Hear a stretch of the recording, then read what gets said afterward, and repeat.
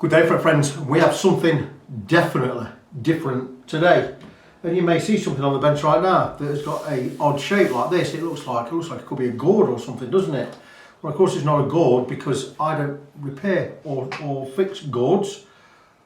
So it is some kind of musical instrument, and it is a stringed instrument, and it is what is called I think it's pronounced a bouzouki or a bouzouki. And I don't know a lot about this, but someone offered me this a couple of months ago. He didn't offer it me, he says it needs refretting. Will you have a look at it and can you do it? I says I will have a look and I'm sure I can, but blah blah blah blah blah. So that is why it's in. I'm going to talk more about this actual instrument in a moment, but I'm just going to read what I've found out about the bouzouki, and I haven't really found it out because I've only just read it. But the bouzouki, blah blah blah blah blah, from Greek, also spelled whatever, it's a musical instrument popular in Greece that was brought there in the 1900s by Greek immigrants from Turkey. Paid attention, it quickly became a central instrument to the rebetiko genre and its music branches. The mainstay of modern Greek music, the bouzouki has a flat front, where you can see what it's like, heavily inlaid, more than pearl. Instrument is played with a plectrum and has a sharp metallic sound, reminiscent of a mandolin but pitched lower.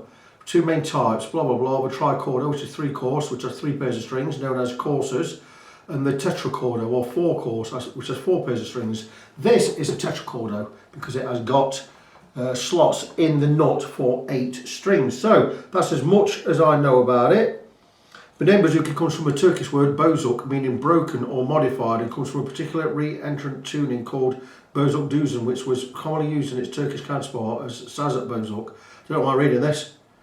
But anyway, it's in the same instrumental family as the mandolin and the lute. Originally the body was carved from a solid block of wood, blah blah blah blah blah. So it's related to a lute or a mandolin. I don't know how you tune it, I don't know what it's tuned to, blah blah blah blah blah, but what I do know is I can refret it, which is what I am going to do. Now, this is not without problems, and I didn't know this at the time, but one, the bridge is not a fixed bridge. It's a bridge that just sits in this way. I can see where it sits because of how it's lighter underneath. Now the bridge itself is a weedy bit of plastic. You can see where it sits there. Okay, and it's a weedy bit of plastic and it's hollow, and I've been thinking of putting some resin in there, some what do you call it, epoxy, and filling that up, making it more solid. I still might do that, but the bridge itself should be fine. It's got a curved bridge that curves kind of the wrong way in a way, but sure, is that the way it's meant to be? Sure it is. Anyway, that aside, the strings fit on this contraption here, which we just loop over. You get a loop string. Looks very weedy, but you know, we'll work that out. But anyway, where do I think there may be problems in refretting this? Well, one of my first thoughts was this area, for instance. I'm going to support under there when I'm putting frets in, because I'm going to have to hammer them in, and I can't really support that well, so I have to work around that, but that is not the big problem. And I didn't know this till I got it in, but the big problem with this is the neck is really quite badly twisted. It's twisted like one end's like that, the other end is like that, and I don't know if you could see from where you are, but I'm going to try and hold it in such a way that you can see the twist in the neck. There you go. I think I've got that as straight as I can, and I'm going to look at it from this end. And this side here, where that side comes up that side, this side comes up this side. So I've got to get a workaround. I've got to fix that, and I've got to make it right. Now, I don't think it's going to be easy to remove that twist by clamping it and twisting it back, because I'm not going to be able to get enough purchase on this end to hold it. So I've decided I'm not going to do that, and I've talked to the owner in depth of this bouzouki, and I said, look, it's going to be expensive. It's certainly not going to be cheap. Now, it may not be as expensive as some people might charge, but it's still not going to be cheap. And I've quoted him a price, and he's happy with the price, but the thing is, there are going to be problems. And what I've decided to do regarding repairing this neck is I've decided to not twist it back. I've decided that I'm going to plane it.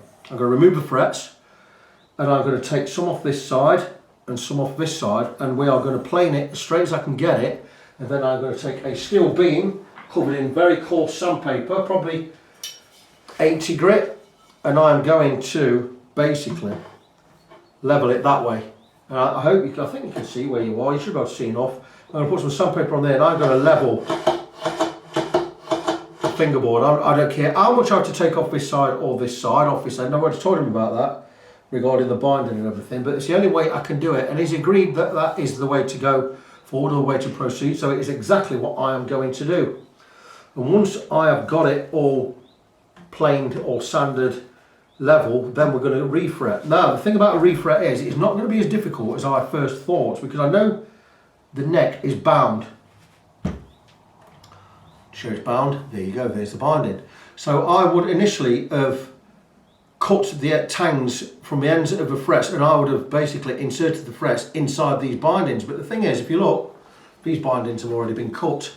Can you see? They've already been cut through, all of them. It means it's already been refretted. Can you see that? Which makes my job a lot easier, because all I've got to do is remove these frets, put some new ones in, and I don't have to cut the tangs. I can just snip them to the edge of the binding. So that makes my job quite a bit easier, saves me a little bit of time. The fingerboard itself is flat, so it means I don't have to curve or bend my fret. So that is another thing that makes it a little bit easier. But that is really it. But the most difficult thing will be to get this neck, this twist out.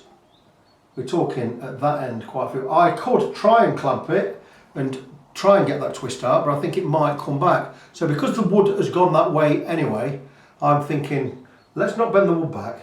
Let's leave it as it is and let us just plane it and sand it and get it flat. It means that way we don't have to treat it with any heat or steam or anything to get it back to how it was.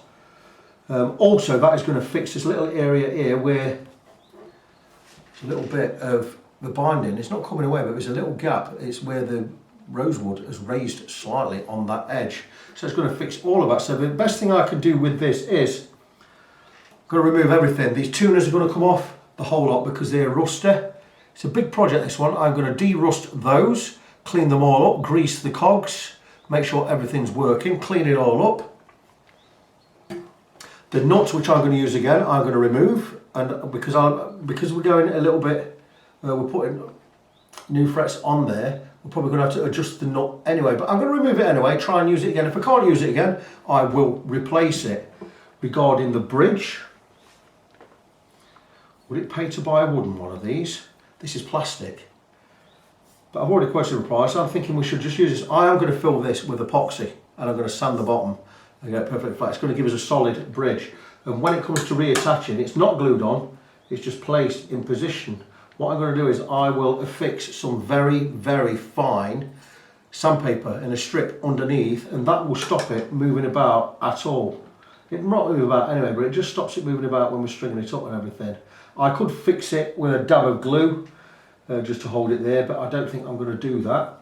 I'm going to strip everything, remove the frets, and the first thing I'm going to do is, there's no point me doing anything other than trying to get this fingerboard straight. If I can't get the fingerboard straight, there's not going to be a refret. It's going to take a long time.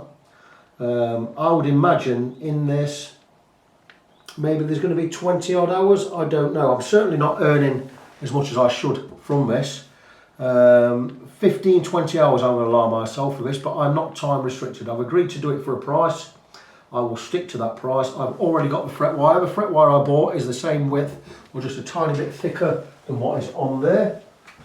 Let's see, there you go.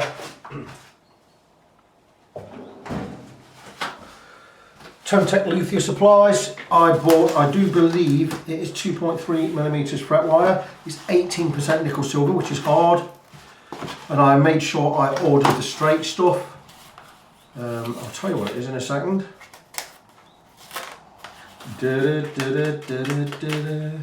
So a new one for me, but I'm not sure. Right, okay, it's 2mm. I bought the 2mm stuff, and it's Sinton's 18% nickel silver. The height of this is 1.17mm, so still quite low. Not as low as the stuff that's on there, but this stuff is going to last a lot longer than the one that's on it. The stuff that's on it must be 12% nickel silver. Something else about these frets, they were put in badly. With certain ones, like this one, doesn't even reach the end of the neck. It's about 2mm inside. There's that one there, there's another one here. So whoever refretted this, I'm hoping they just did it themselves. I mean, not an actual, not so much a luthier, but a guitar tech. I hope they just did it for themselves, because it's really quite shoddy. I don't know what wood that is there. It's quite light, so it could be, I don't know, it could be mahogany, it could be maple. I don't think it's maple, it's not light enough. Could be mahogany, I don't think it's rosewood. I can find out, I can try and find out. But anyway, let me see where we are tomorrow with this, I could probably just take a big lot off this edge here and it's going to level it all out, because the rest of it is pretty level. From here onwards down to there it's pretty level. So I may not have to remove any on that corner, it depends. Where do I think it lies? I think that end is pretty good. Anyway, I think the best idea will be, rather than go with a plane or a rasp, will be to cover this in some quite coarse sandpaper, and we'll use this as a levelling beam. How I'm going to secure that, why I do it, I'm not quite sure yet. But there will be a way. It will involve some kind of clamping somewhere. I will have to fashion some kind of tool, maybe even to the point of getting another steel bar and just clamping this and that, holding it straight. I don't know. I've got no idea what I'm going to do yet. So I will, however, find a way somehow. So stay tuned. This is going to be a big project. It's going to be a long video, and I'll know tomorrow whether it's going to work or not. All being well, it should work. There's no reason why it shouldn't work, what I've planned to do. So let's see where we are tomorrow, eh? As mentioned, the most difficult thing about this whole job is securing this and keeping it level enough. But at the moment I'm fine, because I've got 2 steel bars either side of the base of the bowl, covered in a cloth, 2 thicknesses of cloth, and it stops it rocking, it keeps it steady. I've got it all supported here underneath the neck, and what I'm doing at the moment is, I'm just going to zoom in, I'm removing the frets, and I'm not using any heat, and I'm not too concerned about any chipping. We are getting little chips. The reason I'm not concerned about the chipping is we are sanding the whole top of a fingerboard anyway, so any chipping I do get is going to be, I don't think it's going to be deep enough to concern us. If we do get some deep ones, I will fill them in with some dust and glue, and we'll sand them over and you won't see them anyway. But I'm just going to take my G&W Guitars and Woods fret puller, and all being well, I can get under the frets without any heat. They are very low, these frets, so normally I should just get in, and I'm just going to ever so gently, and I'm hoping you can see where you are. And just gently pull them, and it is chipping very, nothing major at all. But these frets are rubbish. And we just need, the most important thing is to get under them. This is why I've got to secure the neck with one hand and pull these with the other, and it doesn't really, it's not really working well, to be honest with you. These frets are so low I might have trouble getting them out. They must be glued in. So I need to get right in, see what I mean? Fret pullers are just slip, there you go, we've got under. Once we get under, we're okay.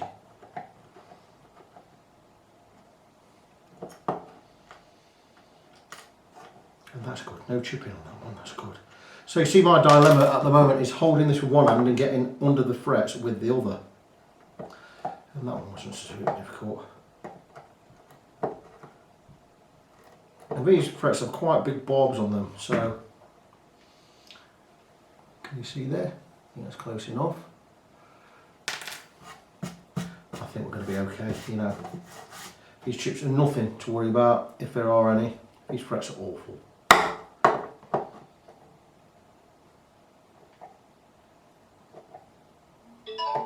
I'm not sure we're going to do my fret pullers much good, but we're getting under them. Just got to be really careful.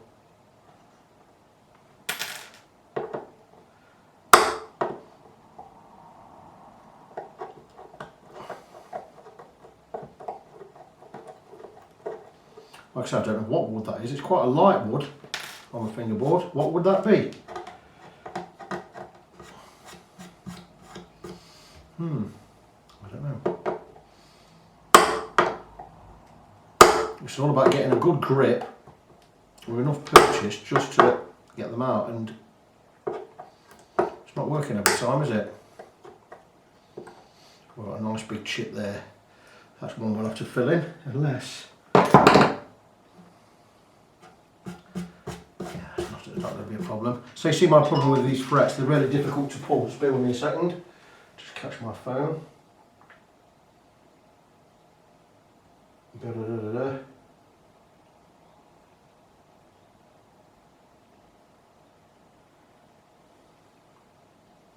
That's good. Sorry guys about this. Right, very good. So here we are, and there's a little bit of chipping. We can sort that out, no problem. You see my dilemma with these fret pullers, and I don't want to knacker these. These are my best ones. I'm sure they're going to be okay, but I might just go and grab an old pair that will probably help me get more purchase if I can find them. I've not seen them for a bit. Here's an old set. This is my old pair. These are again a great pair, nice and flat, and they are a bit wider than those ones, so we might get a bit more purchase. Oh, look at that, no messing about with these. These are pinching them beautifully. These are getting them straight out.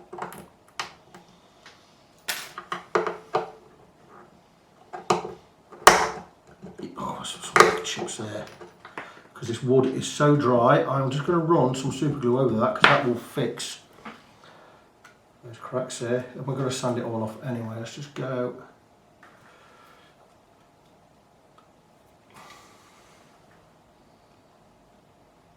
I'm not getting anything out of there. These ends do seal up sometimes. Where those chips are, I'll just blob a bit of super glue. And this is all going to sand off anyway, so when you get these chips, deal with them immediately.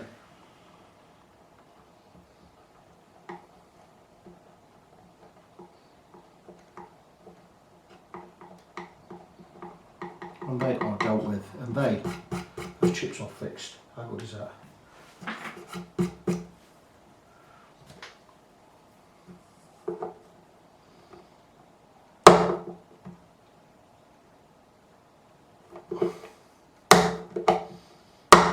Wow, really, really difficult to grab some of them because they are so flat. I don't get it. If you're going to do a refret, you use some hard fret wire, not this rubbish. There's nothing on this with some of these frets at all.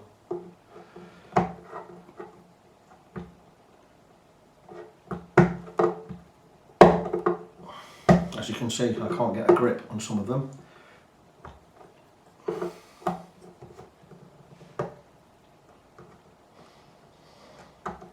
Wow, this one is stubborn. And I've just managed to get underneath. Doesn't matter if I knacker these because they're not the best ones. Small chip there, we shall attend to that one immediately.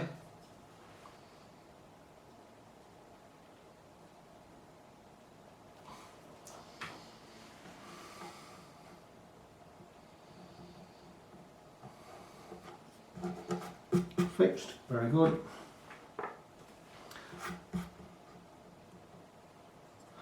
We're only just halfway through these frets. Have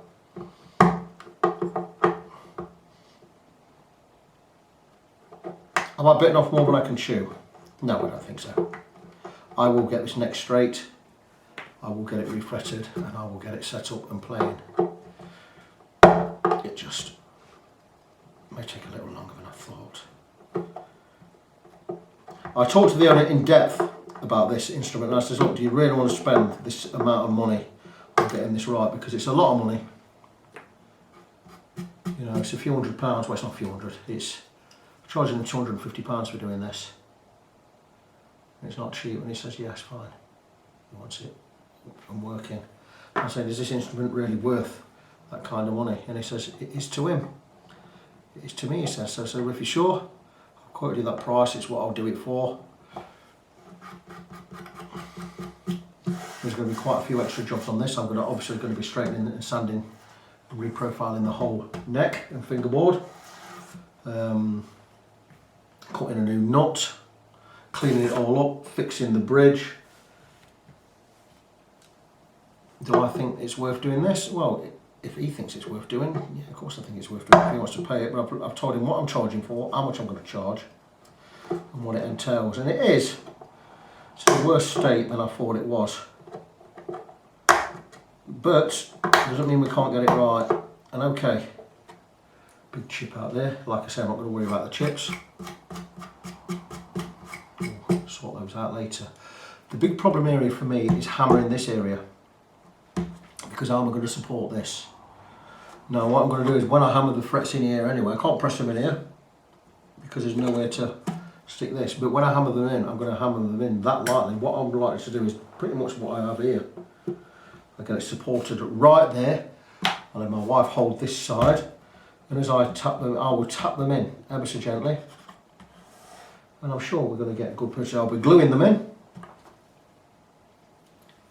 of course. There are two ways about that.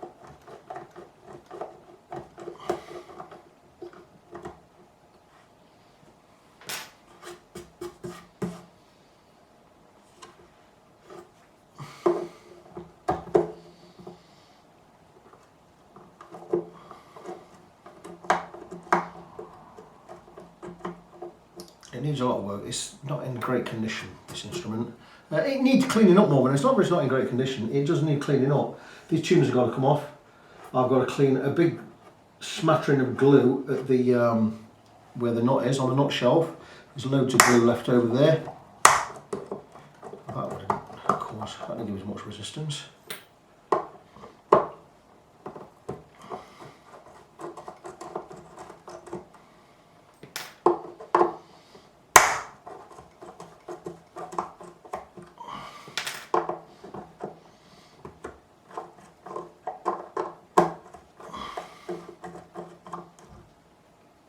These are flying out now. Look at these, they just come out so quickly. Last one. What we don't want is ripping the old fingerboard off when we pull this last one out, and that's good. And we have all of the frets out. I'll just give that a quick brush. So more than anything, I really just need to clean this all up. We've got a bit of chipping in there. Nothing we can't sort out. Get it all cleaned up. I get some white spray on the top of there. Get that all cleaned up. I will take a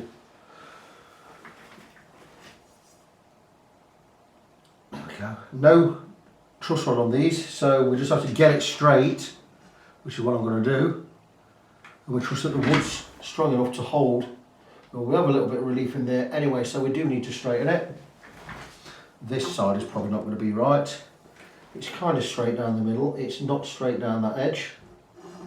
It's certainly not going to be straight down this edge, even though it's saying it is. So the best way to find out where we need to alter anything is lay this across. Has it got a radius?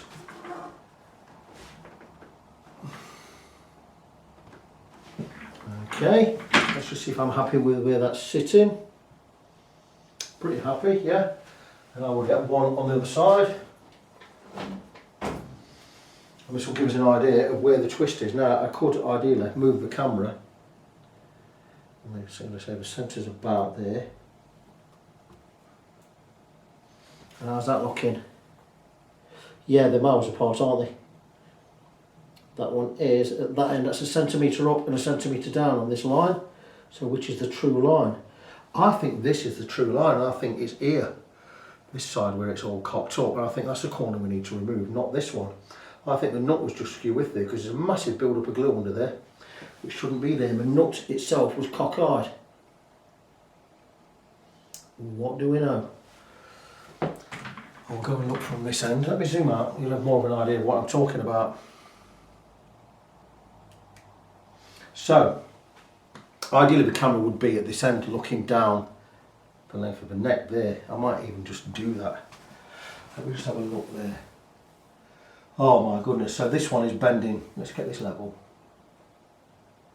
The best thing I can do is get a spirit level on there. And I do have a brand new one that is accurate. So let's go with, that is level. How good's that? That's already level, which is brilliant. Is this level? No. It's that far out, so this one is certainly cocking up. That should be there. So it's not level on this corner. And let me check the level of this one.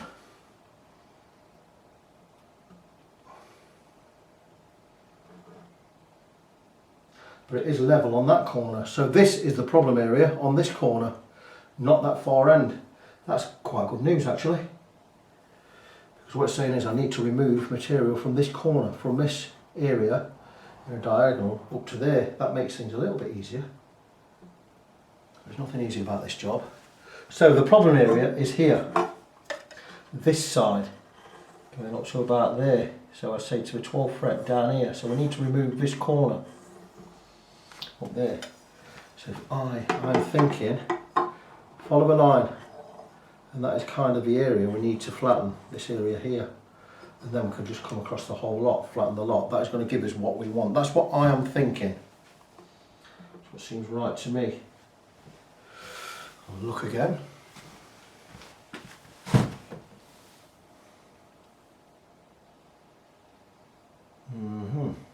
It's both ends. It's got a twist. This corner's high and this corner's high. We need to be rid of that. If by just twisting that end, I'm not going to get rid of it this end. So I'm going to have to do what I said. We're going to level beam and we're going to sand this corner and this corner. And we're going to bring it all level. Once we've got those two corners off, we're just going to level the whole lot with. We're going to use this kind of method. I don't know how I'm going to secure the instrument to anything, but we are going to go this kind of. That's the idea. That certainly is the idea. I might have to make some kind of what's the word? I don't even know. I don't know the word I'm thinking of. I do know the word I'm thinking of, obviously. Some kind of brace to hold this steady. The fact it's got ribbed edges there, it means we might be able to make something. But we're going to make something that holds this. What do you call it? I'm not sure. It'll come to me as soon as I start a video, probably. Anyway, that is the plan. I've done as much as I can do tonight. I will clean this up in the morning or sometime tomorrow. I'll clean this up. I'll remove the tuners. We'll soak them in some kind of oil or grease or whatever. We'll check that these cogs are all right for the tuners. We'll de-rust those and we'll give them a good clean. We'll clean everything up and we'll see how we're going to fix this so I can basically sand or plane this fingerboard to get it level. I'm sure we'll be able to do it. So let's see tomorrow. So cracking on with this leveling the neck on this Bouzouki or Bouzouki. I don't even know why you pronounce it. Let's just move this camera just a little. I think we're pretty good there.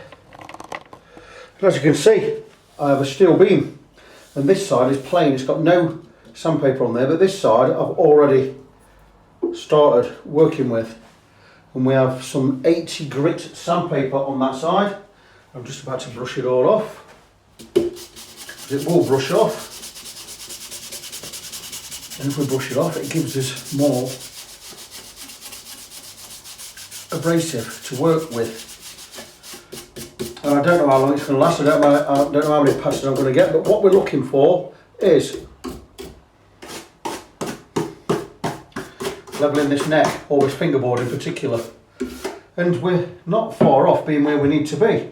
I started off removing from this corner and removing from this corner, and I went with marker pen, put X's all across, and we've already removed from that end and that end. And it's just a matter of letting the beam do the work and trying to concentrate weight on this corner and on that corner, but without causing any more disruption in the neck itself.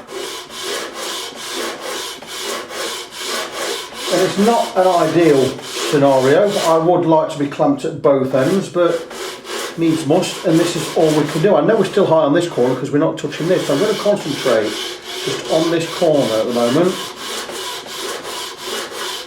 And maybe I could have gone with some more coarse paper. I could have probably gone with some 40, but I thought 80 would be enough. Then we're just going to keep plodding on. And we're now removing all the pen from this end of the neck. So we're getting close to where we need to be. And I'm going to eyeball that again from this side. And we certainly are getting there. We're still high on this corner. Still a little bit high on this corner. And you've got to be patient with this. And just let the beam do the work. As you can see, we're getting a lot of wood dust here. I'm not saving any of the wood dust, I don't need any of it. And the thing is, if this doesn't work, the Bouzouki itself is knackered. I'm sure it's going to work. There's no other way to do it. I could not get that twist out of it. But we're removing a lot of material from this corner, which is fine. I'm going to eyeball it from the far side. See where we are. Oh my goodness, that is a lot better. We still need to remove from here. I might make a separate block yet.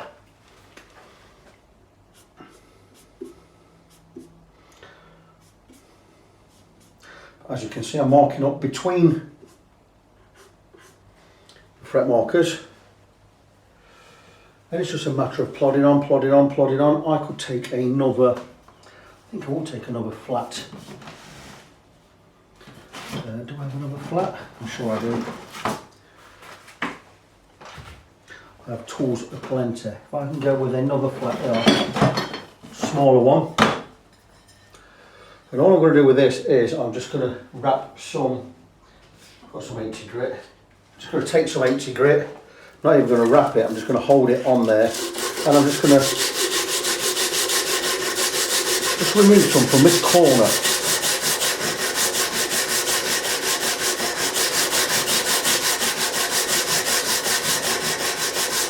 Until we're getting close to where I think we ought to be. And we are certainly getting there. And I'm just going to crack on. I'm going to keep eyeballing.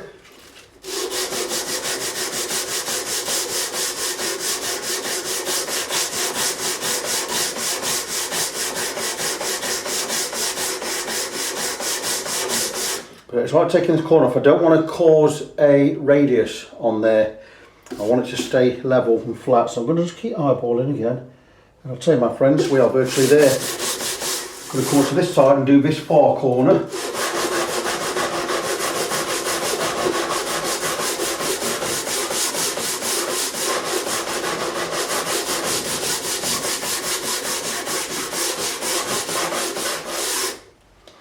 And this is going quite well.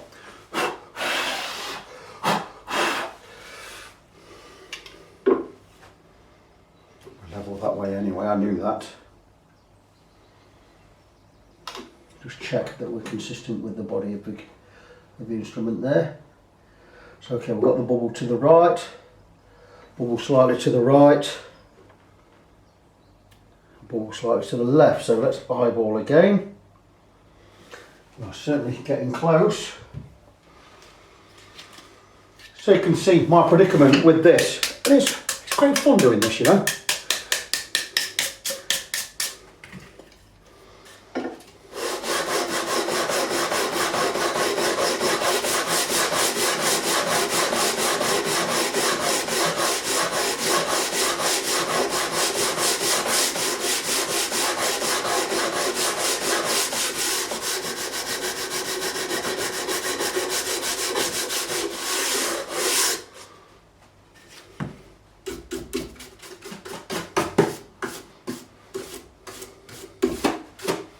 Eyeball from the far side again.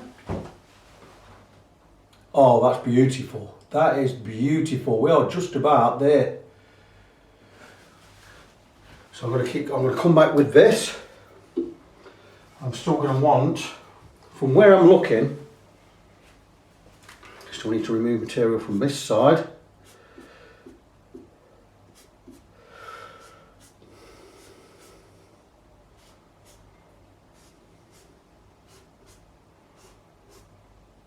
This corner we're fine now.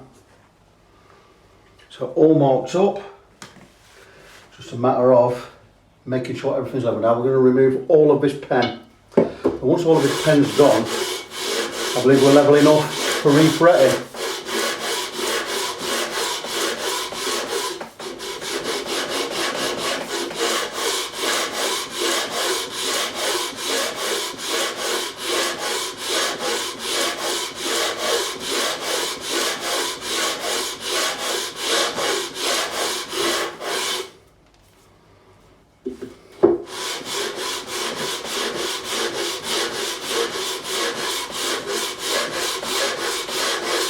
So I'm going to crack on with this. Keep brushing the beam down when I remember where I put the brush. Here it is. I will take a not straight edge, the base one, just to check that the neck is level. We have nothing else. I do not have a Bouzouki not straight edge. We have a little tiny hump in the middle here. Not concerned about that, because string pressure is going to pull that back. So that is pretty much okay. Try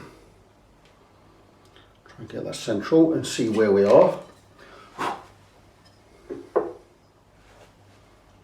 Which will give you an idea as to how we are levelling up. Now that is not central, that one, because it's cocking over that side. We still have a twist in this part of the neck. It's nowhere near as pronounced as it was. Let me have a look. We are virtually level there. Well, it may look a bit skew from where you are on camera, but trust me, it isn't. I really like the look of that. We've got a tiny hump there. It's why we're not touching that part of the fingerboard. So let's keep going.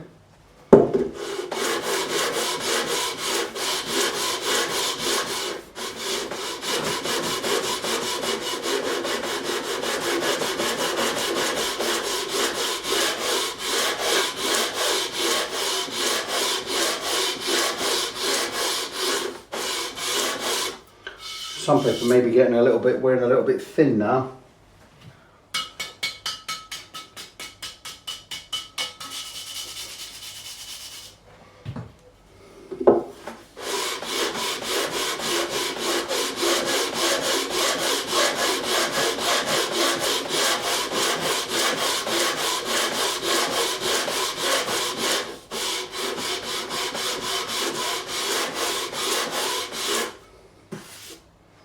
So we're getting along with this hump in the middle.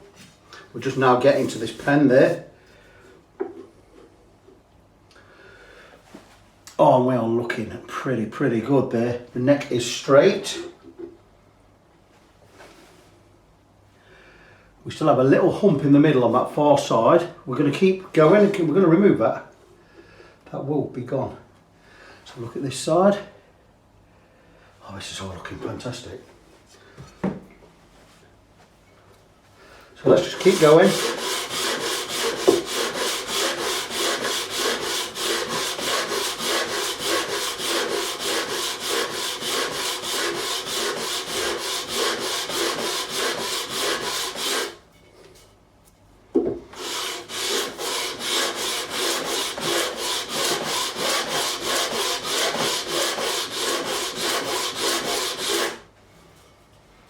Right, I'm going to take some 80 again, just on the small block.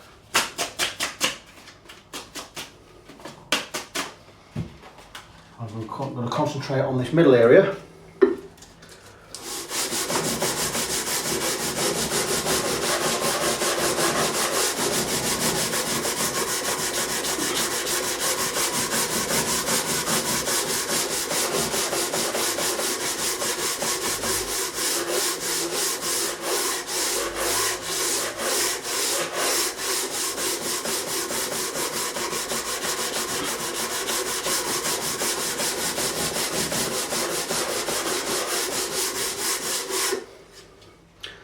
And that should make a big difference.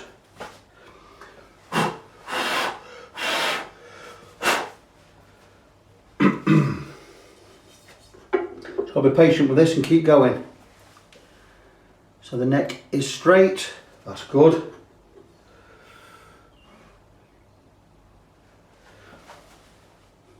Oh yes. We do have a tiny hump still there, we're going to get rid of that, don't worry. Just means a little bit more elbow grease on my part, but that is looking real good. Again, look down the length. And that twist is gone, that is beautiful. Still a little bit high on that corner, but not by much.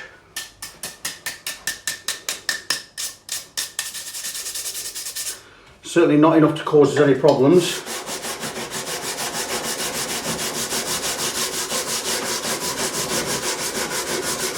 And that's because there I've not concentrated on this area where it's also twisted a little. So I'm just going to concentrate on this kind of area from there up to about the 5th fret, that cheese wedge there.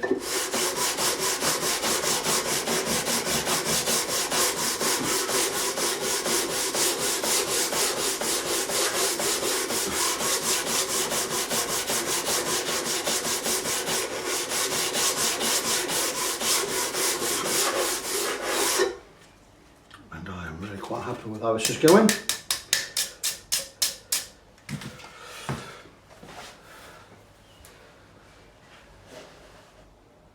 And that, my friends, is looking fantastic.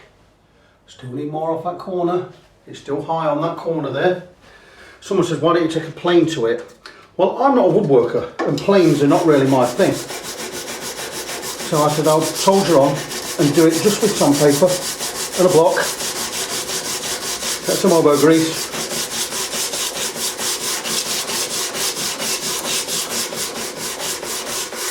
Because we will get there. And again, eyeballing, and that to me looks fantastic. The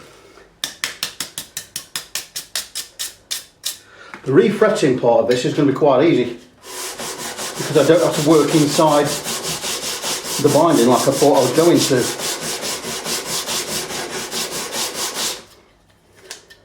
Because the binding's already been cut through.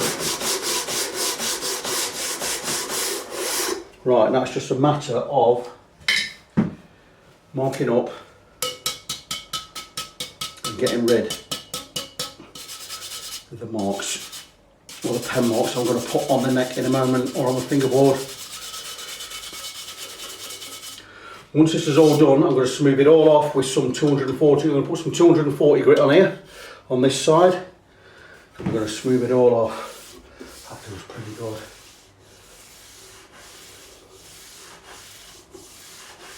Okay. Check again for a hump. If it's going to be a hump, it's going to be in the middle.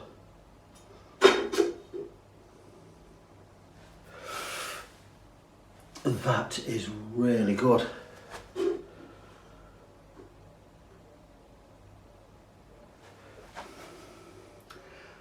Tiny bit, tiny gap at this end, but that is not going to affect anything because we can do the level on the frets. So I am really pleased with that. That is so good. Let's just lay that on there. Let's see if we're getting a rock anywhere. A little bit of a twist on that end, but this beam is not exactly level, but I tell you what, that is pretty good.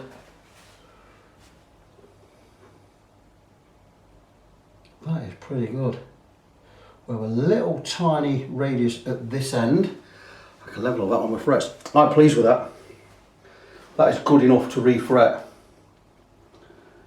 little bit of a rock. I want to try and get rid of that. We've probably got a little bit of a hump in this middle here. I shall keep going.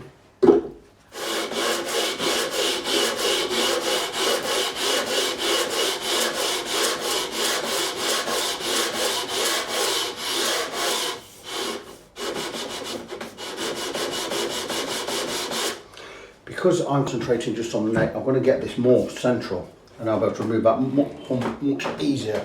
I'm really tight in there, but what I'm going to do is get right in the middle of that. I'm just going to check that we're level.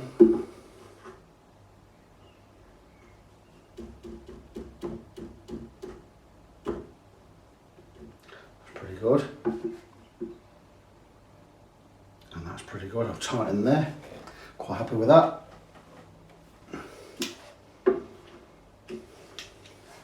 It's not moving, that's good.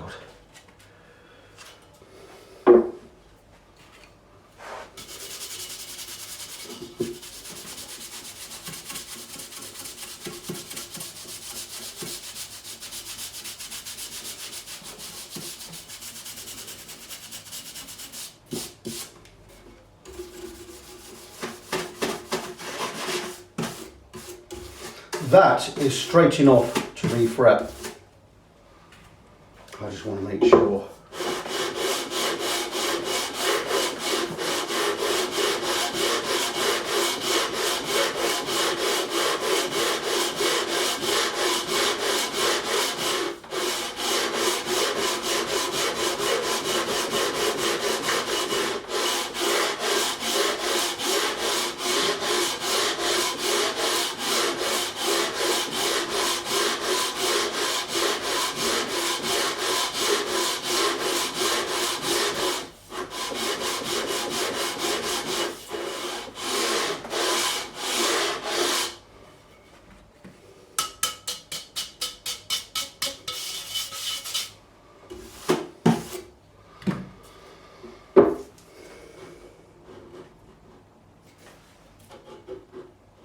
We'll level that end,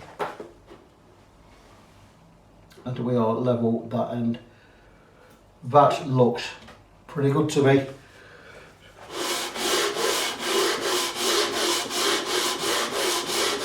Final bit here.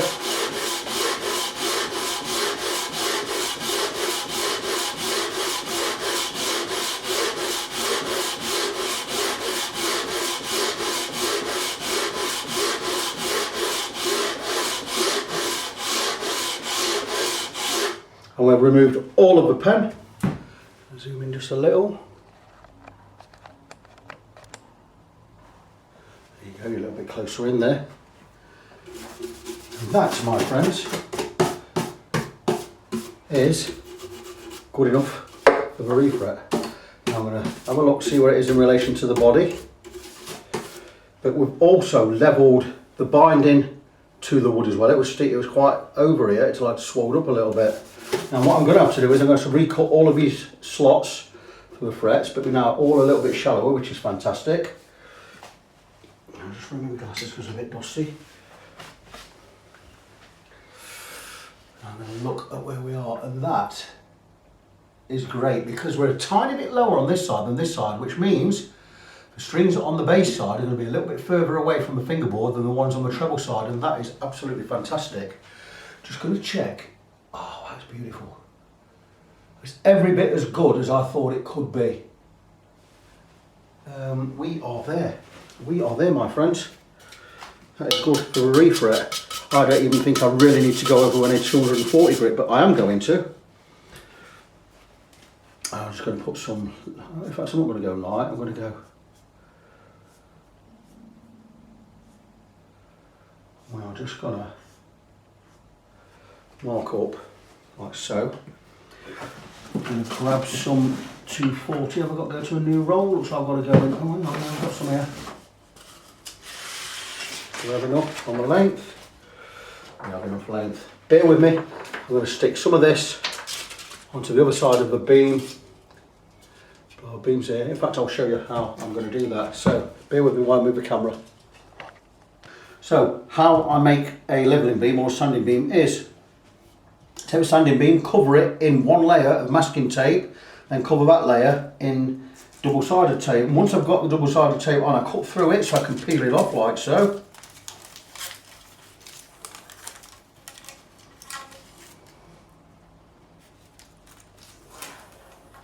Really quite simple.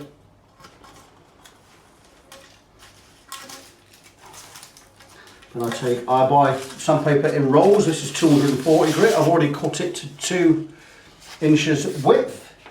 And all we're going to do is we're going to place it on there. It doesn't have to be super straight. And all we're going to do is press it down. That is now stuck on there.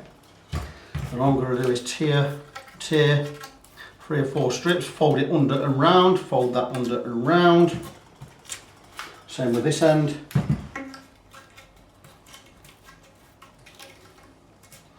Under.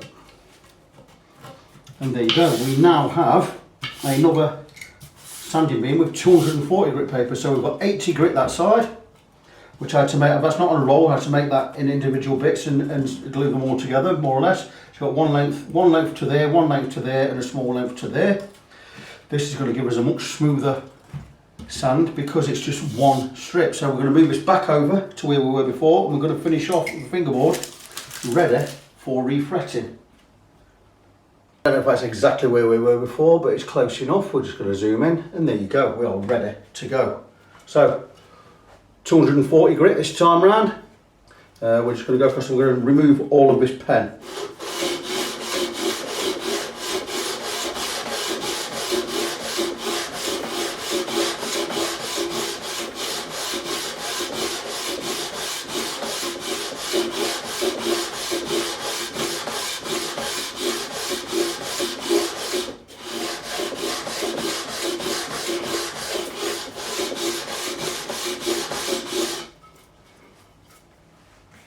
I do have a brush somewhere, there you go. It's still taking off one side a little bit, but we're not going to worry about that. Just shows we do have a little bit of an inconsistency in that, in where we've sanded, so we'll just keep going.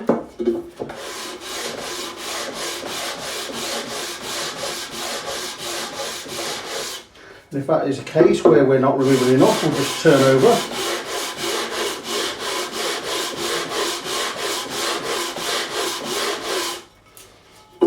Keep going.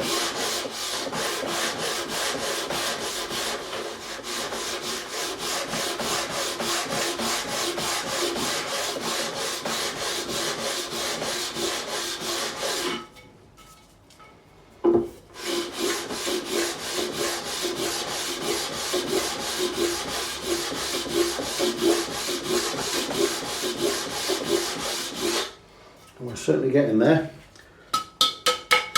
No one said it was going to be easy. You can see on the beam where we've still got a little bit of height in the middle. We're just going to keep going. If I just go back with the 80 grit.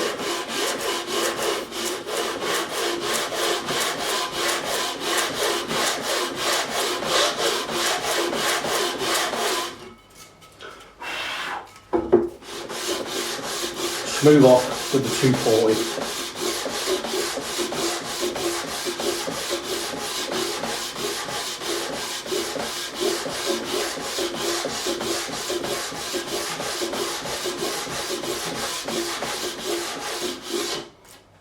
So eyeball once more.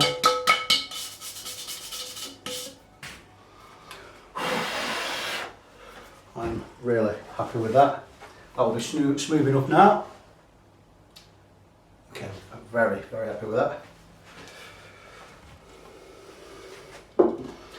Eyeball this side.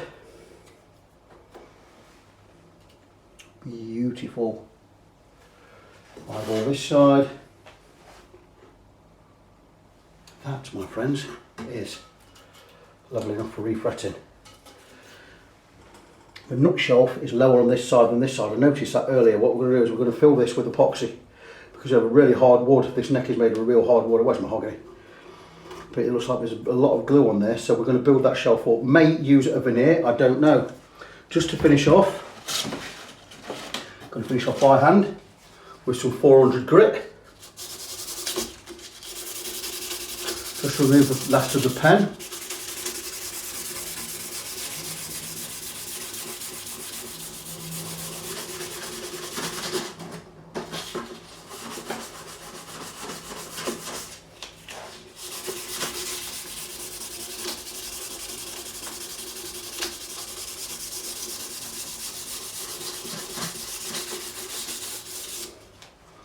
We'll take a little bit more. We'll take some used 400.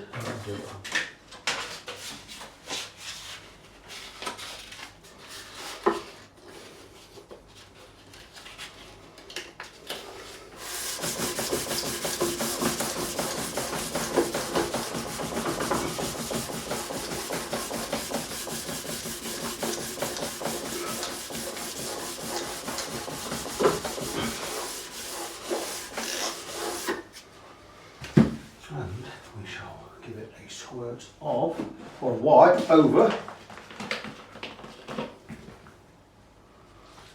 with a little alcohol just to show where we are.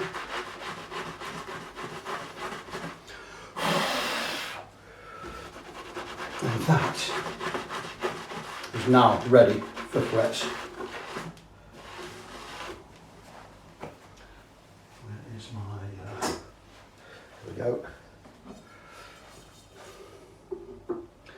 Checking the level down the middle.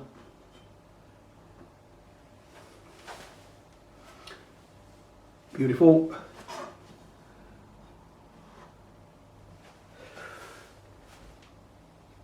That is great. We are there. So we have the neck flat and level, or as level as we're going to get it really. Just going to stick that on the end there.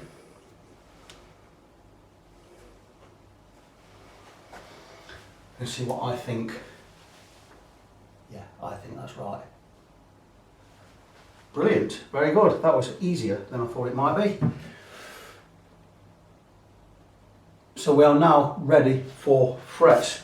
Without stopping the camera, I might as well take my fretting saw. Piece of kit, I can't remember what piece of kit I got this with, but I got the jigs and everything, the mitre box, the whole lot, and these take a 1/2 mm blade, cuts to the right depth for frets, and we're just going to go in there and just check that these frets, these slots are okay. Not only are we cutting, we're also clearing.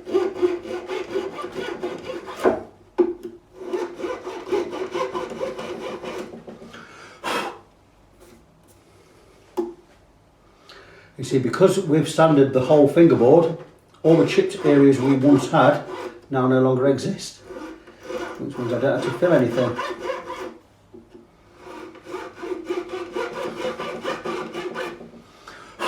All I really need to do is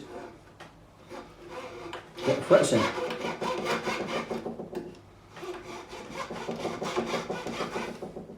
Gone with flat fret wire because we don't need it radiused.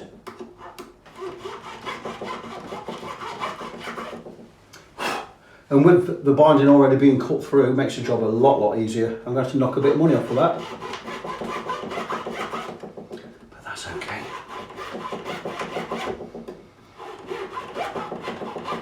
But then again, I might have to add a bit on for building up the nut shelves. The owner is happy with the price I quoted.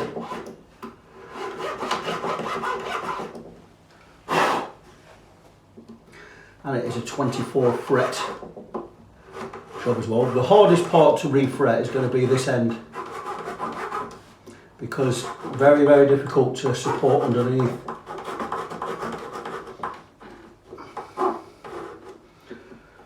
This area. So I'm basically hammering frets into a hollow, and I'm going to be really steady with the fretting hammer, because there's no way I can press in down here.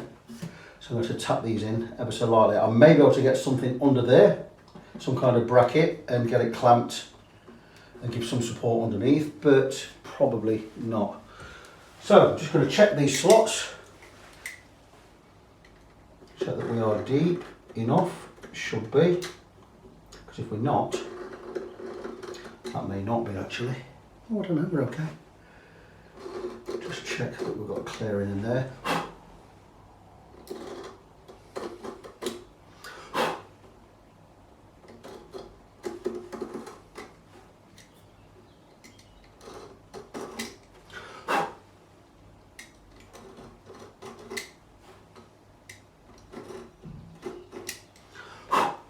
I will need about 1.8 millimeters clearance from the top of the fretboard to the bottom of the slot. So let's say 2 millimeters. Certainly got more depth in the ones further down the neck than we have in the ones over the body, so I'm going to go with the saw again.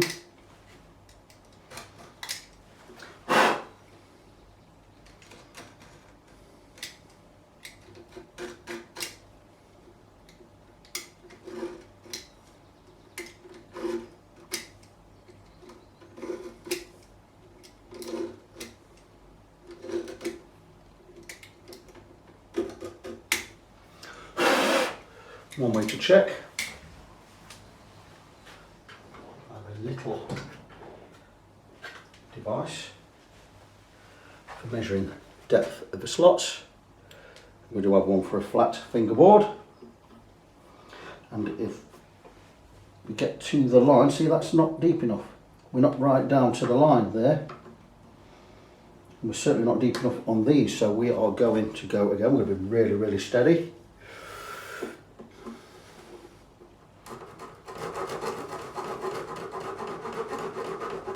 We're going to take these down.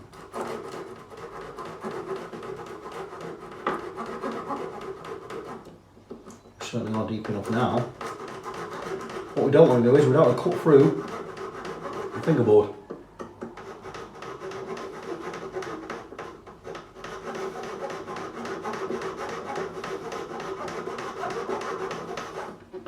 I could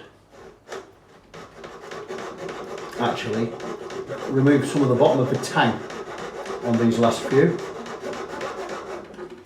but I think we are going to be there. What have I done with that tool? Here it is. I certainly know we're 1/2 millimetre width, which is good. We are deep enough there. We are certainly deep enough there. Oh, I suppose that wasn't as tight as I thought it was.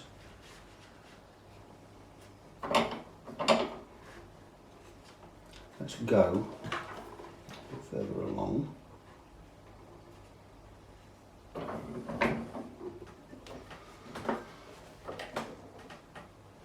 I know it's probably gone all skew with now, don't worry about that.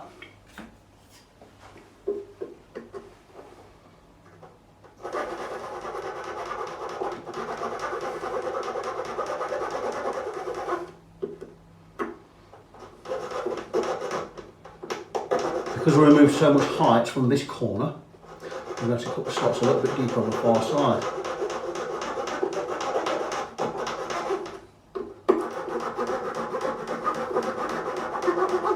We are there now.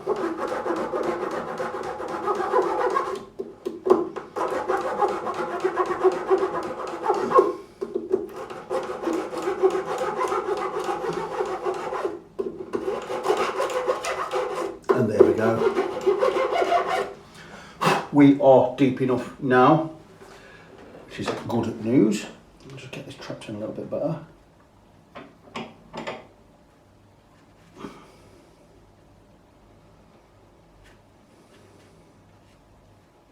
It's not absolutely necessary, I need to have this padded both sides, but just for my peace of mind.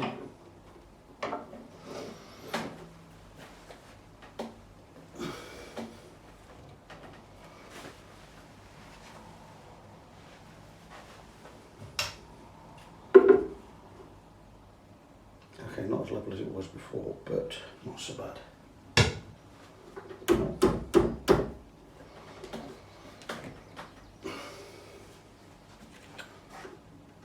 We've not sawn through, which is good news.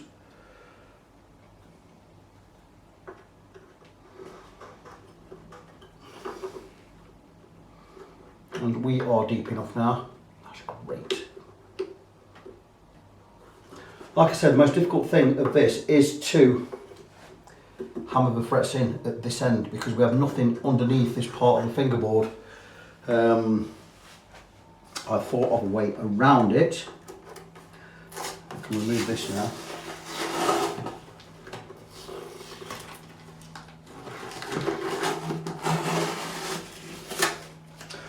Because this part, okay, supported right up to the last few frets. We're going to be alright. We're going to be absolutely fine. It's only the last 2 frets that are not supported. There is a big, the tenon comes under the 3rd fret from the end. We're going to be okay. Nothing to panic about. So I'm going to crack on, prepare for getting the frets in. I'll get the frets prepared. I'll check these slots again. We'll come back and we'll start getting some frets in. Okay, fret friends, we are ready to start putting frets in. There's going to be no malarkey of covering all the fingerboard up with tape or anything. I've decided also that I'm going to super glue the frets in. We're going to hammer the lot in. Now I have the Bouzouki support underneath on this end. I only need its support for these 2 really. We're clamped in nice and tight. And what I'm doing is I'm cutting the frets to to exact width. So what I'm going to do with that is, I'm going to show you how I do that. Might be a little bit awkward where the camera is, but I'm going to show you here. And what I'm going to do first is I'm going to remove the tang on the edge so I can cut the end straight. And I've got some tang nibbers here. These are great. These are Sintom's one. They're quite expensive. They'll cut stainless steel if you're careful. And all I'm going to do is get the tang in there. Remove the tang. I'll see if I can show you. If you see there now at this end, I've removed the tang, which is this bit. Cut that bit out. Once I've removed the tang, it enables me to cut the end of the fret flat by using an end nipper. And now, if you can see, we have a flat end there. And all I'm going to do now is measure where I want to be. And I'm going to cut. Use any old cutter. I'm just going to cut the fret, cut it more than I need to, and I'm going to measure all by eye and hand. I just need to cut back about 2 millimeters there, so I'm going to nip 2 mil off the tang again. Got that wrong way around. Just get it in right road. A bit more than that, and that should be just about right. I'm going to measure. That's perfect. So again, we've got a little bit of tang removed there. We'll take the end nipper, get up to the tang, nip it off, and this fret should now be just about the correct width, and it is exactly the right width. I'm going to go in with a bead of super glue. There's going to be no fannying about here today. I've got some super glue in there. I'm going to get the fret lined up where I want it to go. And that's right here. I'm going to take the plastic side and just tap in, and we're going to go.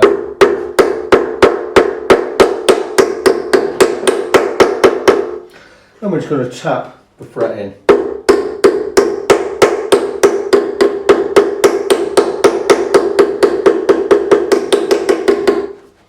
A little bit of overflow of super glue there, we're not bothered about that. I'll that down in a minute, and there you go, and that's beautiful. And every time I put in a fret, I'm then going to take a flat file. It's got a safe edge there, and I'm just going to run it across and just bring it over, just to bring a little bit of a bevel in there. Just a little bit, don't want a lot of bevel.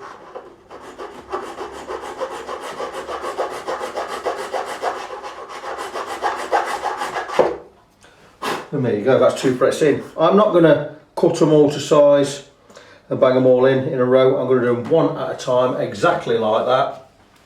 And I'm just going to eyeball them, make sure I'm pretty level. I'm pretty happy with that.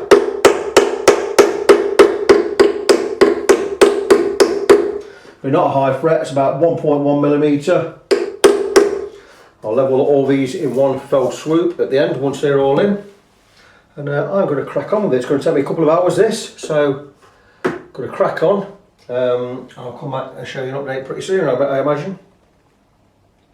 Something else I'm doing as we go along is I'm leveling the frets at the same time. Like for instance, I had this third one I put in a little bit higher on these edges compared to that one and these other two.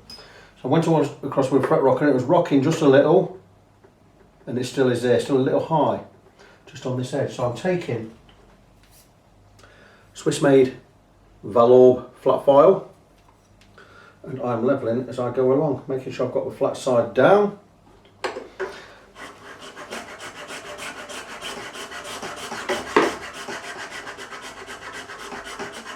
I'm just levelling as I go across. Once I stop getting resistance, I know I'm where I need to be. We're only talking tiny margins because I've super glued them in. If I hammer them in again, they're going to try and pop back out. They're not going to go in anymore. So, just doing this as I go along makes things a lot easier. And we're still a little bit high on that corner. I could give it a tap, but I've tried that before and it didn't make a difference. And I will check again. Still a little bit high there. Again, flat side down.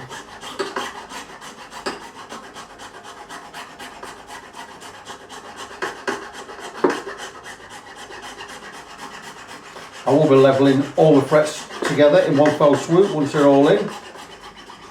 But something else I wanted to show while I'm here is, because I'm getting super glue spill out at the edges, I'm wiping off as much as I can, but it's still sticking to it. I don't want it on the fingerboard, so I'm scraping between frets every time I put one in. It's just a matter of, because it's fresh super glue, it's coming off quite quickly.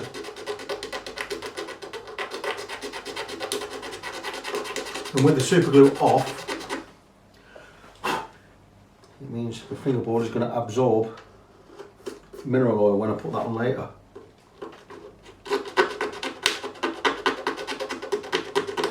So nice and steady with these.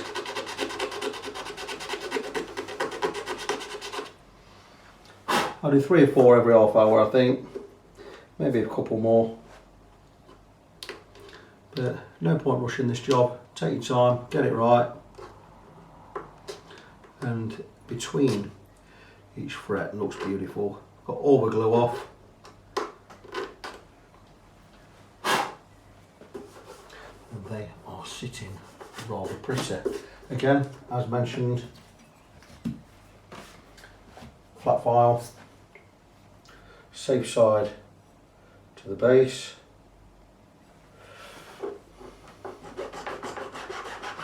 And just check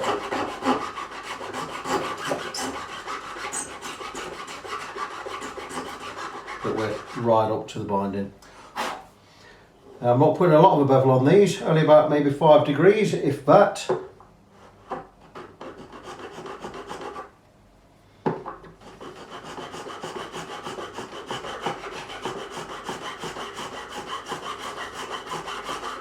And I did say this is going to take me all afternoon to get these done and levelled, so I will not be doing this in one fell swoop today. I have other things to do. I have people coming over for dinner tonight. I'm cooking, so I'll not be going gung ho at this. I've got a meal to prepare.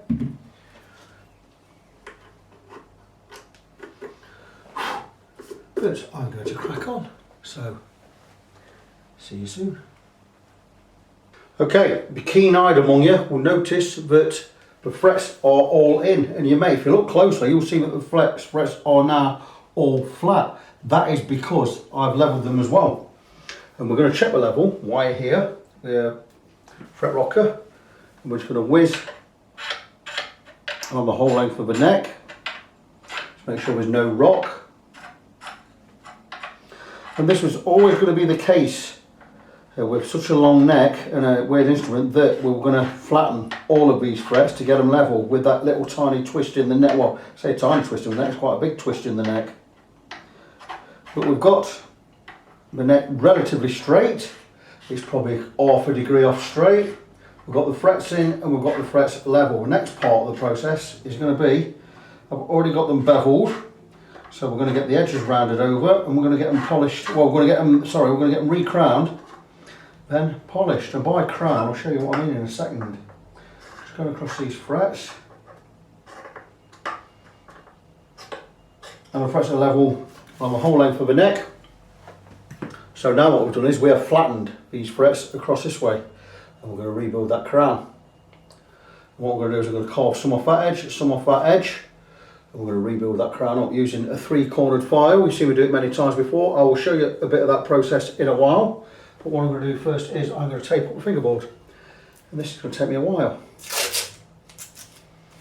And we do this because I've cleaned the wood, whatever wood it is, cleaned it with some naphtha, and we don't want to get any filings or any crap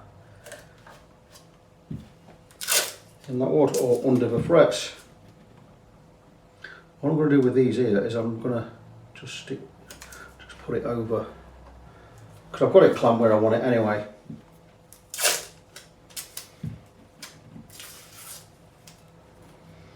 I'm going to get the whole fingerboard taped up.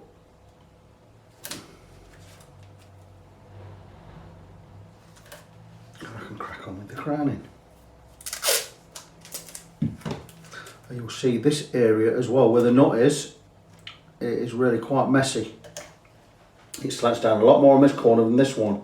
What I'm going to do is I'm going to put some veneer in there, both sides. Basically I'm going to carve it. I'm going to carve a new shell. So I'm going to put a cheese wedge veneer in this side, in effect. It's the only thing I can do. We're going to build it up, and I'm going to put the nut on top of there once I've got it all level. I'm just going to crack on taping this up.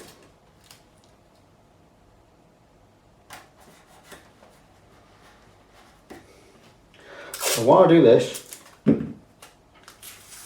stop the camera, and I will come back once it's done and we can crack on and get these frets all crowned up. I do have a controller somewhere, there you go. Right, moving on to the crowning. I'm going to be using two files. I'm going to be using my 3-cornered crowning file. All these edges are ground smooth. That's so when we come over and file the fret, we're not going to dig into the fingerboard. And this is 3-cornered for a reason. What we do is we start with vertical, and on the far side, away from you, I'm going to arc the file toward the camera, and where the fret's flat, we're going to rebuild that arc, and we're going to do the same this side. We come on near side and we arc away from the camera, and we're going to build that on this side as well.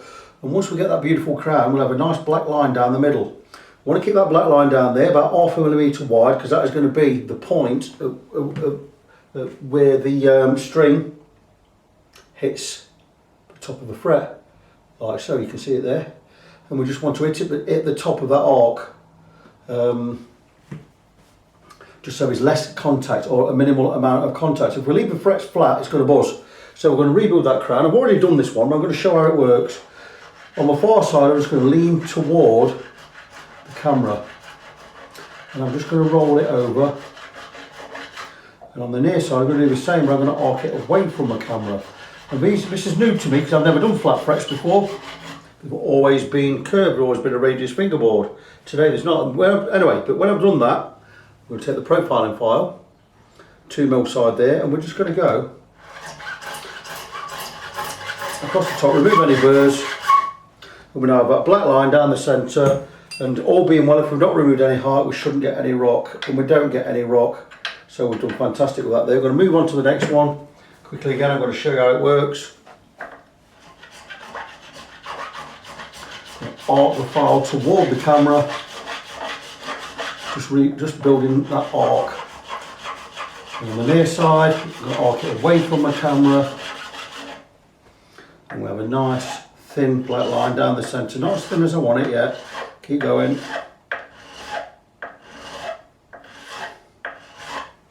And we've rebuilt that crown. You know, we're going to wipe the file every time.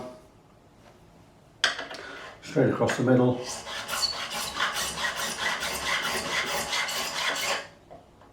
And that's the first 2 done. I have 22 more to do. Always checking the height. And that's it. With that black line there, we know we've not removed any height, so they're going to be different. So I'm going to crack on with the others. Once they're done, we can move on to. Oh, just before I move on to that, before the polishing, what I will also be doing is I'll be taking a really smooth file. This is a Swiss cut number 4, very smooth. It has a safe edge, and I'll just be rounding over the edges of these frets just to remove any burrs on there where the bevels are. Same with this one. Just round over. To remove any burrs, and when we polish these up, we'll go over these edges as well. It'll leave them nice, smooth and rounded. Just coming up to the final polishing on this Bouzouki. I've been through with 5 grits of paper so far. Well, I've actually been through with 6, because I started with 200, 400, then I went 800, 1000, 1200, 1500, and we've got the last bit, 2000 grit. And these frets are looking superb. We just need to finish off with 2000 grit, and then finish off with steel wool. And it's just a matter of going across the top and getting into the corners. These are already highly polished now anyway, so this was 2000 grit. Just going to go across the top. And actually I'll wet my finger just to hold, so I can hold the paper properly with sandpaper, get a good grip in there. Just a matter of going over the top of the frets now for final polish. Like I say, we've already had 1, 2, 3, 4, 5, hang on a minute. We've already had 6 grits of paper so far, so this is the final one. I'm going to finish off with steel wool. I'll just do these few. 1, 2, 3, 4. I'm going to grab some steel wool, just do those 4. I'll show you how they're going to look once they're done. And what I always do first is just do the bevels, just the edge of the bevels, just on these 4. And I'm just going to go across these 4. And we go across the top. Once we've been across the top, we get right in at these corners. Far side first, then near side, then back across the top. I guarantee these are going to be like glass. Super smooth, scratchless, and super shiny. It doesn't take long because they're already highly polished. This is going to bring out the final shine. And what remains to be done after this is remove the tape, oil the fingerboard, and then we're going to cut a new nut shelf. We're going to fill this area in, this side. We're going to build up with some, what did I say? Some veneer and some epoxy glue. I'm going to stain some epoxy glue black. Glue. I'm going to stain some epoxy black. We're going to build some epoxy in there. Get some veneer, and we're going to build up that area, ready for the nut to go back on. I'm going to use the original nut that came with the instrument. But there you go. That's 4 frets finished, and hopefully you'll get an idea of what they look like. Have a look. This glass needs to clean, but they look superb. They are beautiful. Really, really pleased with how this has gone. So I'm going to crack on, get the rest all polished off. Once they're done, I'll come back and show you the result, and we'll start building up this area to repair the nut shelf so we can get the nut back on there. There's a bit of paint missing there. That sinks down that side. We're going to need a couple of pieces of veneer. Certainly we're going to need a good blob of epoxy resin in there to start building the shelf. And back soon. So a little update on the Bouzouki, and this is always the danger when you're working on something so old and something that's been refretted before, and that is, for instance, the inlays dropping out. And these aren't as much inlays as they are little wafer strips of just really thin inlays, because this has probably been leveled before. It's definitely been refretted before, and this area here we've got a big piece missing. Now what I'm going to do with this is I'm going to drop some paint in there and just cover it with super glue and sand it back. And this one I've actually got the whole inlay there to just drop back in and glue back in. I may sand the back. See which side's thickest. That end is thickest, so I would say that goes in that way. And that's not going to be so difficult to glue in this one.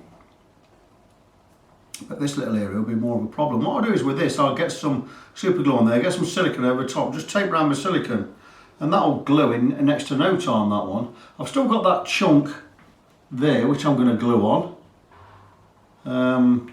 But things like this, just a little pain in the groin, you know, but you're going to get it with old instruments. Like I say, this has been refretted before, but while I'm here, I may as well show you the frets I've replaced. And I'm going to bring the instrument up. And you can see we've just about got the straightness there and down there. So we straighten the whole neck, and I'm going to bring it up. And hopefully you can see the frets there. They are quite beautiful. Like I say, it's been done before. That's why, you know, the binding has been cut through. I've got to clean up all this area, clean all the tape residue off, which I've not done yet. Crack onto that later. We'll get this all shiny again, get all this crappy stuff off there, and then I'm going to have to that's a little bit of inlay flew off, and then we're going to rebuild this nut area.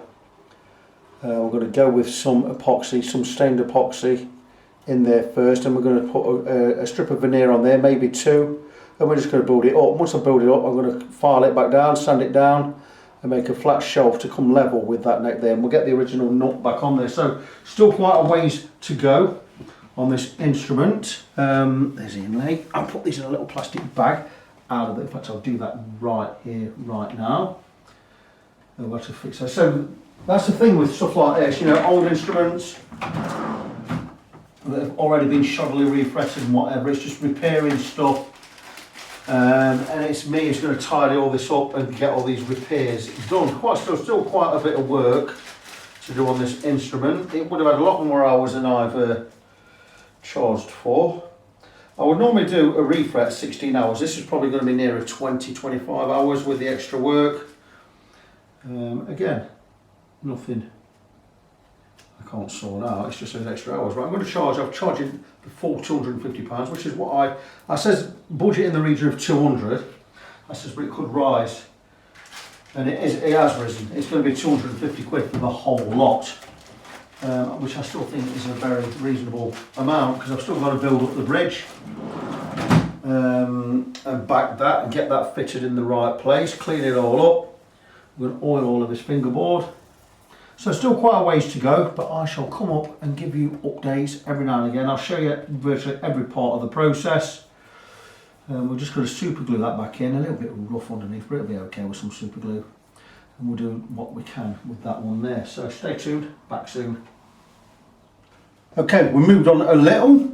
You'll see that I have glued back in the inlays. Now this one was broken here, cracked all the way around, and there's quite a bit missing because this has been filed down that much over the years. I'd imagine on the last refret that this is wafer thin. But anyway, I've glued it all back together, and because it's so thin here, I filled in with some nail varnish, white nail varnish.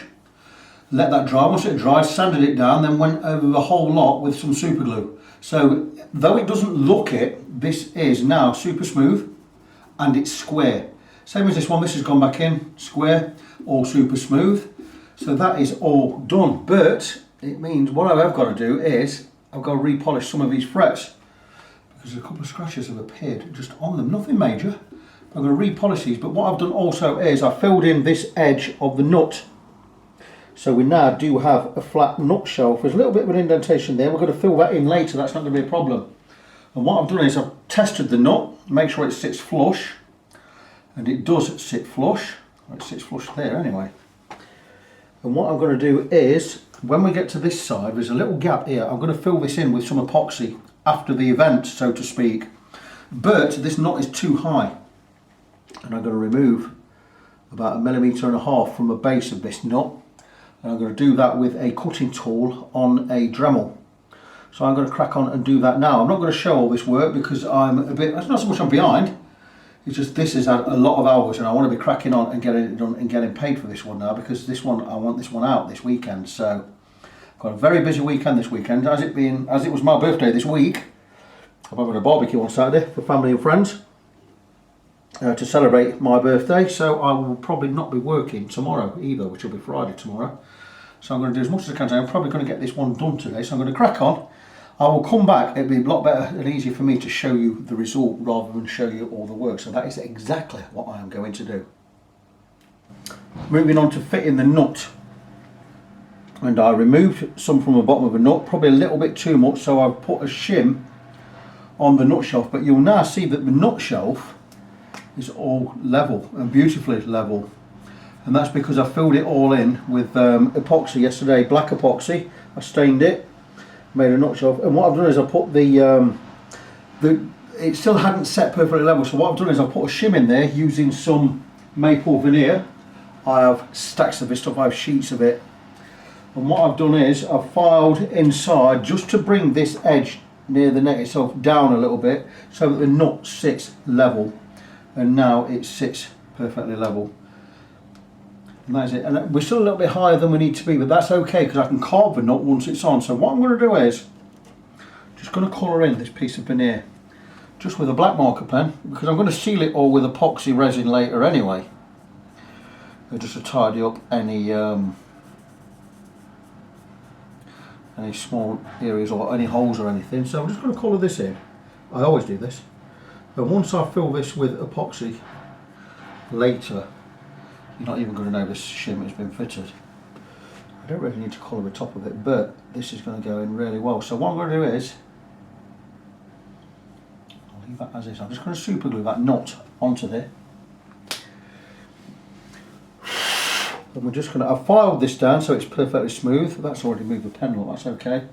We don't need pen there anyway. I just like it to be the same colour. But that is great. So we're just going to check the fit. That fit is beautiful. It's flush, it's level, and it really looks the part. So what I'm going to do is I'm going to get a dab of super glue.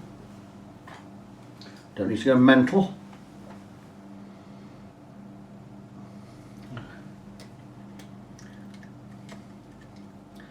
Just make sure it's coming out. I do need a new thingy on the end of this.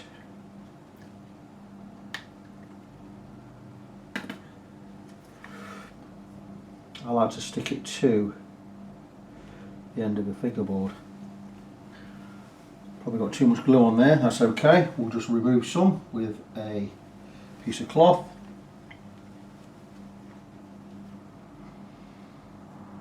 And all I want to do is just get that in there.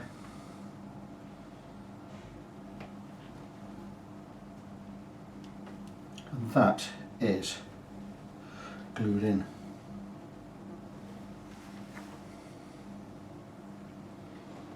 And there you go, the nut is on. Now what I will be doing is, I'm just going to colour this. We're going to put some epoxy, just a little seam of epoxy down that edge there, and we're going to fill in these holes at the sides, that side and that side, if indeed there are any holes. There's not a lot to see there, but there are chips and scratches and all sorts all over this neck, and I don't mean just the headstock, I mean along the whole neck. So there's a couple of bits I'm going to touch up anyway, like that bit for instance. You'll see I've got the tuners back in as well. The tuners are looking beautiful. You'll notice I did clean them all up. I soaked them, I'll give a good squirt of WD-40, let them soak for a couple of days. And I'll show you more of those later on. I'm sure you can see a little, and they look fantastic. Let me just hold this up, and you'll get an idea of how much cleaner they are. And they look a lot better. They were dark brown. I've cleaned all the knobs themselves as well. So that is all ready. So just a few more touches to this now. I need to get that nut cut. I'm going to let it sit there for a while. Just bed in.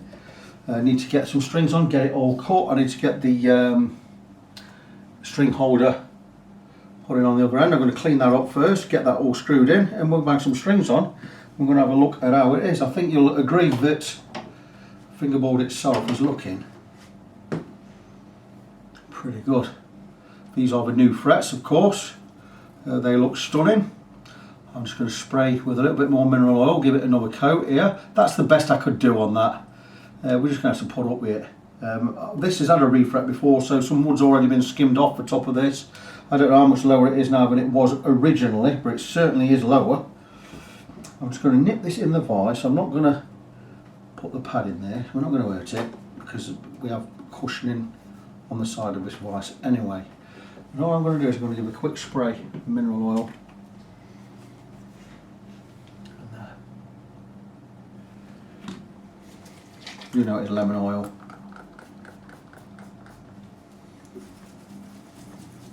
Specially formulated for rosewood and ebony fingerboards. Some mineral oil. We call it lemon oil because they put a hint of lemon essence in there just to make it smell nice. It's not actually lemon oil. If it's lemon oil from a lemon plant or tree or whatever it is, to probably rip the wood to pieces. But there you go. We're going to let that soak in. This is the final one of these. I already gave it a good coating last night, so it's having a second one. And that looks beautiful. The frets, if I do say so myself, are fantastic. Now the nut itself, the action, I don't know what kind of action these things have. I'm actually going to do a little bit of reading. But this is going to be the last completed job of the week, I think. I've got more work in. I've got enough to get me through next week. So I won't be taking anything else in next week. I will be taking bookings for the week after. There's some guy supposed to run me back about a bass. He didn't. He said he'd ring me Wednesday, Thursday. Well, it's Thursday today, so he gets back to me or he doesn't. If he doesn't, it's no bother. I've got plenty to be getting on with. I've got a refret to do next week. I've got a fret level, and I've got a couple of got some nice guitars in next week. I've got a Jimi Hendrix Strat. I've got a Japanese Strat. I've got a custom handmade Strat, which is having a complete refret. That's 3 definites in for next week. I'll be well happy with those 3. It's enough to keep me going. And there, so we're going to leave that to soak in. We're going to leave the nut to set. Like I say, I'll finish these edges up. I probably ain't going to show that. And it's looking really, really good. A couple of areas to touch up here and on this side here. It's an old instrument. It's not particularly, I don't know how good it is. I don't think it's that good. But the guy wanted it refretting and wanted it playable, so that is exactly what he is going to get. And there we are, friends, and we are all done. I've restrung it off camera. The instrument is as good as I can make it. The neck is beautiful and straight. But would I, in all fairness and all honesty, have spent £250 getting this refretted? Absolutely not. No way ever. I would have chucked this and I'd have gone and bought a new one for 250 quid. Do I think he's wasted his money? Certainly not wasted his money. He's got a playable instrument with a straight neck now, but there's no way I'd have spent 250 quid on this at all. It had a bad refret before. I can see why I wanted it refretting. It's just, I don't think there's any quality in this at all. My work is quality, absolutely, but it's just a piece of wood, no truss rod, you know. But it plays. I don't know how to play it. It's not my instrument at all. It's tuned to, I don't know what it's tuned to. You got C, F, A, D.